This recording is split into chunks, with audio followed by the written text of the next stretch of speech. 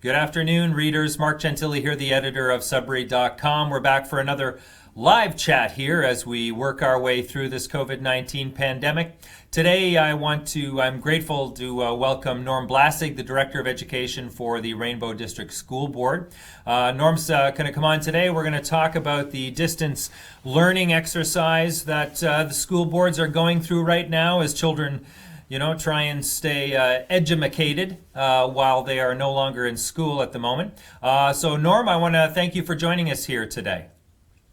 Happy to be here, and I hope all is well at your end. We are doing okay. We hope everyone is healthy at the board and with your family as well. And thank you. And just so you know, we are practicing physical distancing, so I actually didn't have any IS support today because there's nobody in the building. So it comes with some blessings. Is that what you're saying? Yes. Well, I shouldn't say that. No, they need to take care of themselves as well, right? Of course. So now what I want to start with first is, Norm, if we could, is just if you could sort of talk to me a bit about the scramble that school boards found themselves in as it became apparent that students were not going to be back in school anytime soon, and provisions were going to have to be made for an extended absence from the class. So can you kind of tell me a little bit about what that scramble was like, about the time frames you had to work with, whether you had some contingency plans already in place that you were able to adapt, things like that? So I would suggest to you that it's obviously this is quite a unique circumstance. We are very much in uncharted waters. I'm sure you've heard that phrase many a time lately. And for the school boards particularly, because we have no background in terms of providing a service to an entire board, and in this respect, to the entire province. So it was quite unique and quite challenging. I think the ministry has really challenged us to identify the resources that we could tap into. It really challenged us to look at how we deal with our staff. It really challenged us to reflect on what types of devices or mechanisms we could use in order to reach out to our families, more particularly to our students. And it also challenged us to figure out from the management perspective, how do we organize this? And in light of the fact that we've never really had this scenario in the past. So the pandemic has really been a learning curve, a steep learning curve, and we continue to go through that learning curve as time goes on.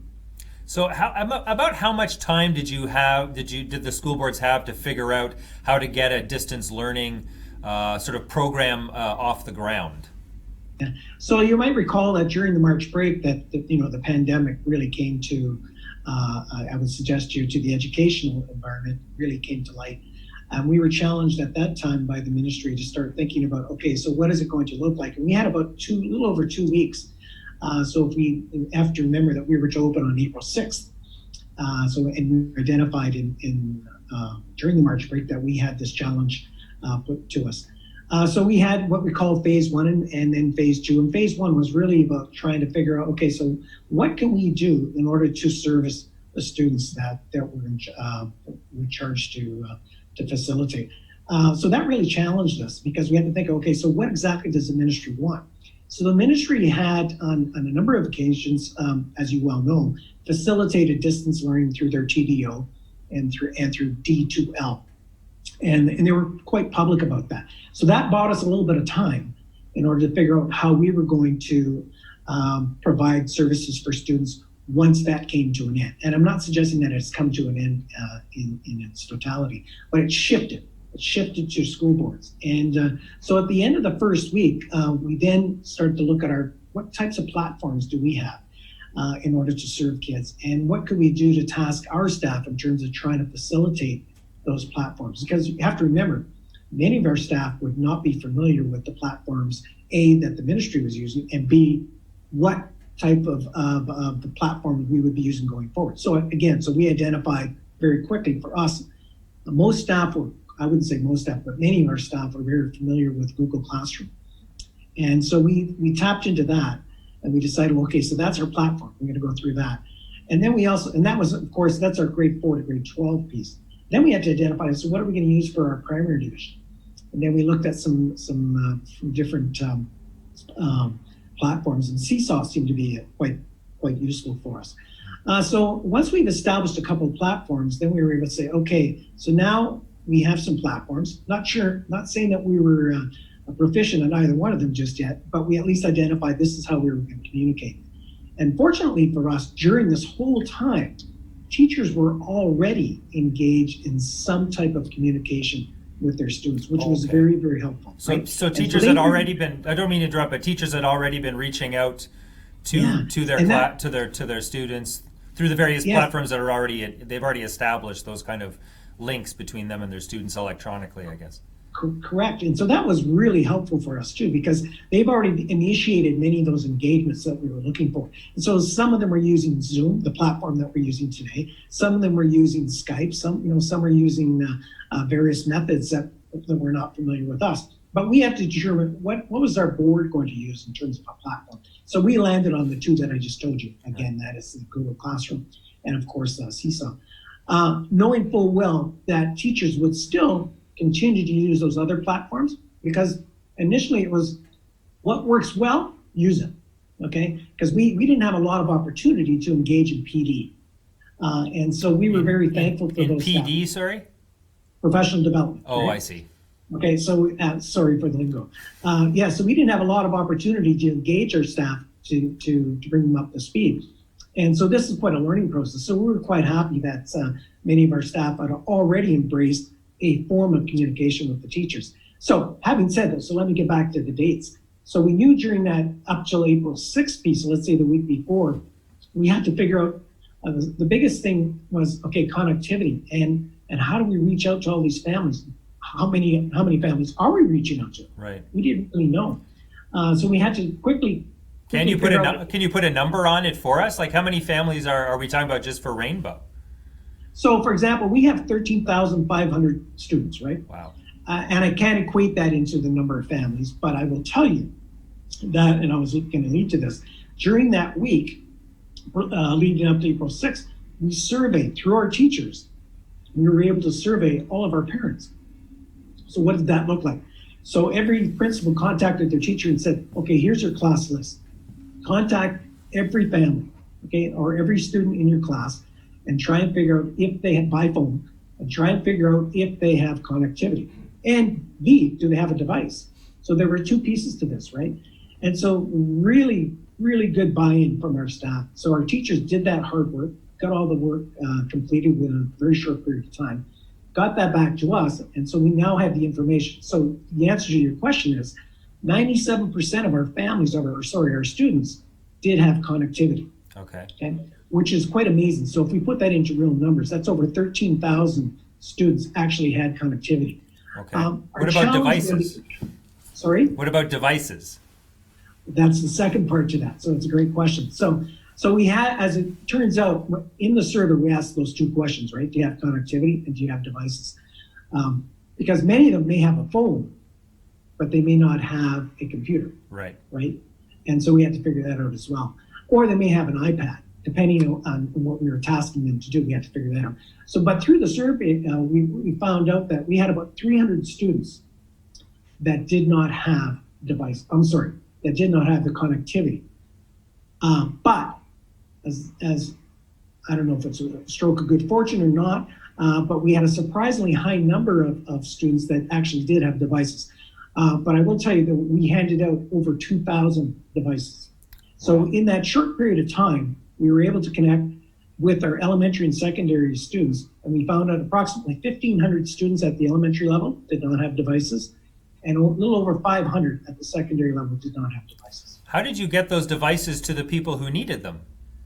So that's a great question. So as you know, we're trying to do physical distancing, and we're being very respectful of the public health guidelines, and we're also trying to ensure that we're protecting our staff as well as our community members. And so there was a number of ways that we were trying to facilitate this, but for the most part, our principals were key in this.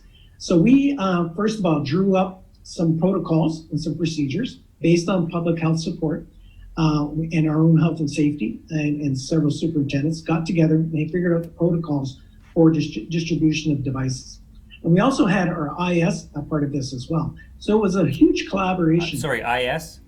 again, the lingo, sorry about the information services. Okay. So we had our group collaborate on the distribution process. So we formalized that distribution process, keeping in mind health and safety was number one, right? So once they were able to establish that, our principals were able to, because each school had a varying amount of devices that were being requested. So let's say, for example, school A had to distribute 15 devices. So first of all, we had to figure out, is it a laptop or is it an iPad? Because depending on the grade, we were distributing different devices. So for example, JK to 3, we were using the iPads. From 4 to 12, we were using the Chromebooks. Mm-hmm. So once they've established that, our principals actually called the parents to say, so on Tuesday, and I'm going to throw a date at you, on Tuesday, April the 8th, please drop by and pick up the computer for Johnny. Okay. This is the time. It's at 2:15 this afternoon.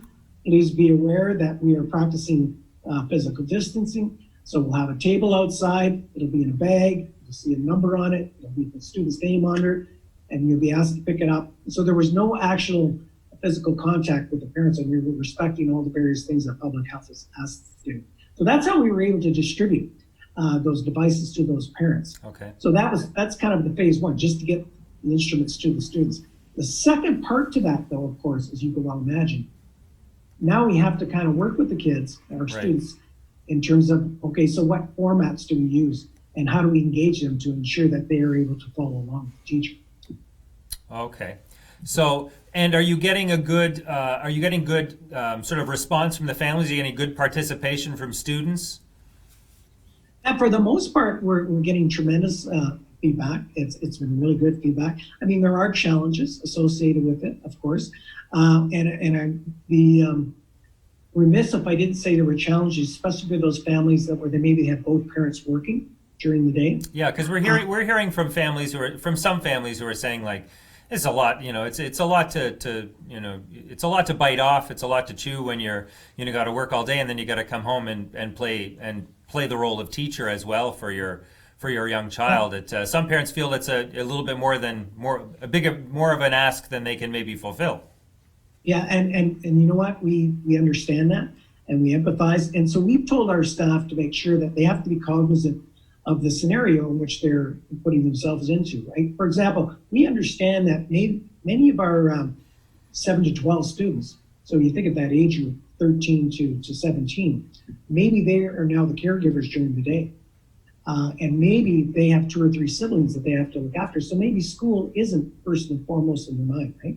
Right. And for those parents that are working full time, and because that's just the reality, what we've done is we've tried to create a scenario where we have what's called synchronous learning and asynchronous learning. So what does that mean? So synchronous learning is when a child is able to connect like you and I are right now. So let's say we make an appointment, it starts at 12 o'clock tomorrow, everybody chimes in at 12 o'clock, and that's when you meet your teacher, and it's live. Asynchronous is when the child is able to pick it up, say at 7 o'clock at night, and maybe the parent works with the child at that time too, so the assignments are given then. So I mean, we've tried to provide those 2 opportunities. The other one is, and this is kind of and we hadn't spoken to this, is the paper drop-off or the paper distribution in terms of, like, if I don't have a computer, what does that look like? Well, we have a paper distribution, and that's on a cycle, if you will. It's about an 8-day cycle where I send stuff out, parents pick it up, bring it home, the child works on it, comes back, and it's about an 8-day turnaround. That's quite a challenge then, to identify, who can access the internet, who has a device that can access the internet, and who is going to require, more, like you said, a physical, a paper kind of situation where to allow them to do their work. Logistically, there's a lot going on there. Absolutely, and I have to tell you that our principals have been just so amazing in terms of how they've been organizing this. And bearing in mind that we are still under ministerial order to keep our schools closed. So the way we're able to facilitate this, so we have temporary access. So what does that mean? It means that we have the ability, when necessary, to enter our buildings under very strict conditions, where we can facilitate the learning process. So what does that look like? So we typically would take 1 day per week where we'd say our principal would access the building, and that's where that paper distribution piece would occur. So, but that takes a tremendous amount of communication, working through our teachers and our principals in terms to organize that. Okay. Now, is the classes that the kids are learning, I mean, is this contributing towards their final grades, or is this simply a method of keeping them engaged and keeping them, learning something over the course of this time? It's both, okay? And first, I want to suggest you a couple of things. So, first of all, we all have a shared goal in that we want kids to be successful, right? And this is I think at the premise for most of this. And the reality is, aside from the health and safety piece, because that is number one. Okay, we all acknowledge that, because and every family's situation is going to be different. But more than anything else, though, in terms of a learning, or what the ministry likes to refer to as a continuity of learning perspective, it's really important that students remain engaged. And there's a couple of reasons for that. And it's not always just about the learning. And you kind of alluded to it already. Young people they need routine, okay? And they do well when there's routine. So this offers that routine that we're looking for, okay? Especially when we're in a time where routine is very difficult to find, possibly for a lot of parents. So this gives, for those parents that can provide it, this gives it routine. Secondly, it gives us, the students allow them an opportunity to focus on something other than the pandemic, okay? If I go home on the weekends, when I go home, I go home every night and on the weekends, you're inundated, because I'm a CNN lover, inundated with pandemic, right? And so that's all you think about. So this is an opportunity for our students too to get back to what's normal, okay, and the normalcy of a school day. So that's an opportunity that allows them to escape that pandemic piece. And so I think that's really important as well. The other piece, though, is, and it speaks to what you're talking about, is we want to still maintain that face-to-face piece as much as we can with their classmates and with their teachers. It's not always possible, but where we can, we try and reinforce that, because it's really important that we maintain that. And I will tell you, for the most part, kids are thriving in these situations where they get to see their teacher and when they get to see their classmates. Not in all cases, but for the most part. And then finally, and it speaks to the learning piece that you brought up earlier, it's really about making sure that we're preparing, because the reality of school is about preparing from one year to the next, right? Mm-hmm. And we kind of map backwards, and we said for our grade 12 students, it's really important they earn their credits, because come September, if they're going to university or college, they need to have the background information, they need to have that content, and they need to have those skill sets in order to move forward. So this is really important for us to connect with them, especially in order to make sure that they've been able to be witnessed to and worked on the curriculum, and be prepared for those post-secondary situations. Now, for the rest of the folks, that's JK to grade 11, it's about being ready for the next year, right? And so understanding that curriculum.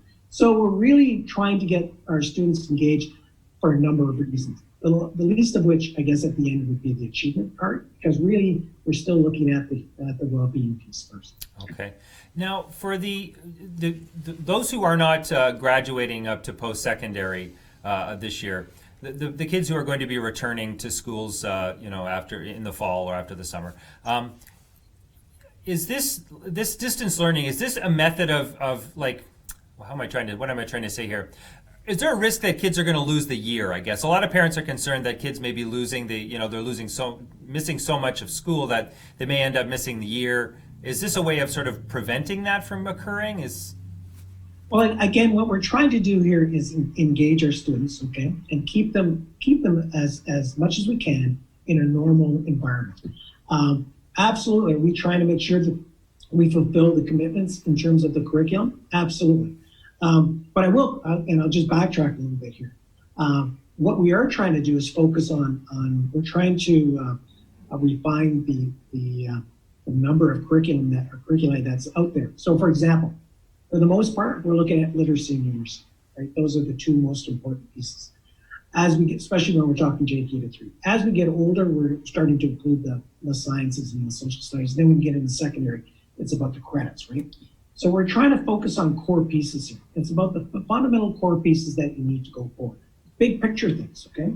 And we're trying to make sure that we're focused on those as opposed to some of the other tasks maybe that would be used or utilized to support. For example, it's very difficult for us to do things such as, let's say, phys ed. Although a lot of phys ed teachers are probably telling us right now, we have some great physical activities that we can engage kids in. But in terms of the elementary system right now, we're focused on the literacy and numeracy part. If the teachers have time to engage students in a phys ed opportunity while doing those other two, awesome.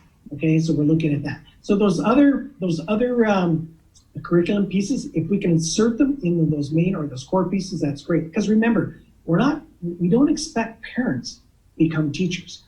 Okay, and that speaks to your point earlier.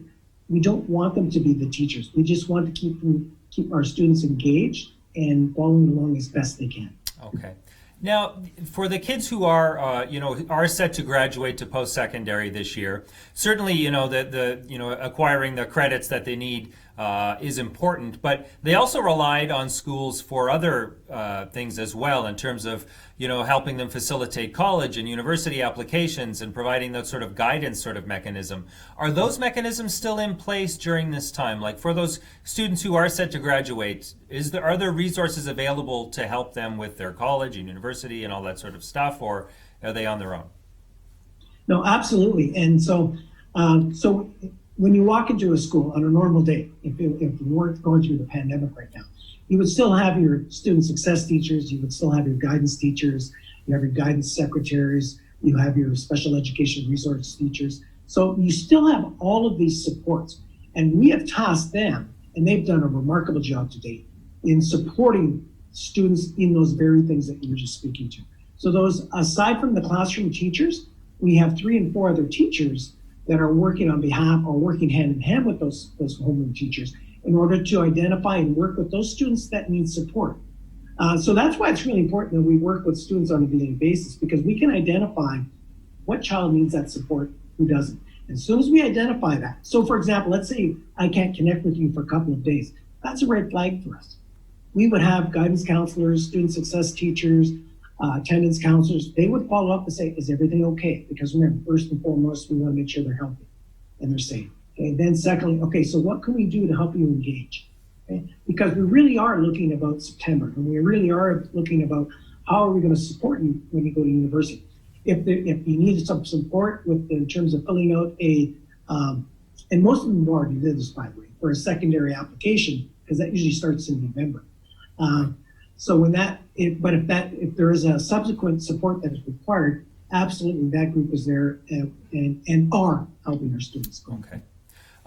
Now there are also students who may have a cognitive disability that requires a little bit of extra assistance in class, supporting for classroom work, that sort of thing. Are there special provisions in place to help those students succeed as well during this pandemic period? Yeah, we, again, as I alluded to before, we have our CERTs, our special education resource teachers. They're currently working on, and we also have our educational assistants. So if a student had an IEP for it, an individual education plan, if they had that prior to this, they still have it now. And so we've engaged our educational assistants and our CERTs to connect with those family members. And so it could be through the parent, or it could be with the teacher that is supporting that child, but also make that connection with that child with a one-to-one. And so there are many opportunities for those connections to be made. Secondly, though, we actually have some supports, and there are programs, and there are electronic programs that we're able to have those students connect to directly. So, for example, we have a program that's called Lexia, and it's very much a rich reading-based program for students that require it. And so they're able to connect directly with that, and it's able to monitor their progress. So this is not something new, but they're able to extend it beyond the classroom and work from home. And we also have some students that are actually doing some very specific program. It's called Empower. It's through Sick Kids of Ontario, and it's a very rich program that demands one-to-one. So there are some demands in terms of having the child connect, but they're very powerful, and we're able to maintain them going forward. A little challenging, making sure that we connect, because this is one of those situations where we have what's called synchronous learning. So that means if we start at 10 o'clock, everybody has to be on at 10. It's not something you could tap into after hours. So there are many mechanisms and resources for our kids, our students with special needs to be connecting, and we have staff following up with them. Okay.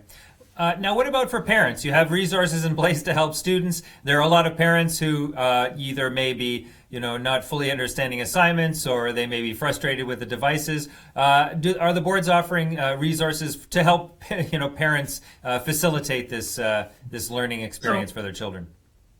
So we do, aside from connecting with the teacher, we do have, if you go to our website, you have an opportunity there to connect with a Google Classroom to figure out. So we have it's a step-by-step process where it helps parents navigate the Google Classroom. And we also have it for Lexia. And so we do have some opportunities where parents can go into our website and have those pieces for them in terms of that PD piece, our professional development piece that you would need in order to facilitate. That's another good reason as to why we don't offer many platforms, because the learning curve is high enough without having people to learn too many things, right? Of course. Mr. Blaseg, I want to thank you for joining me here at taking some time out of your day to join us here on Sudbury.com this afternoon to provide some information to parents on this distance learning experience that we're all enjoying. I want to, take care of yourself, and thanks for joining us, and I appreciate your time. Readers, for all your latest COVID news and any other news that you have going on in Sudbury, stop by Sudbury.com. We have you covered. For all of us here at Sudbury.com, I'm Mark Gentili. Thanks a lot, Norm. Thank you.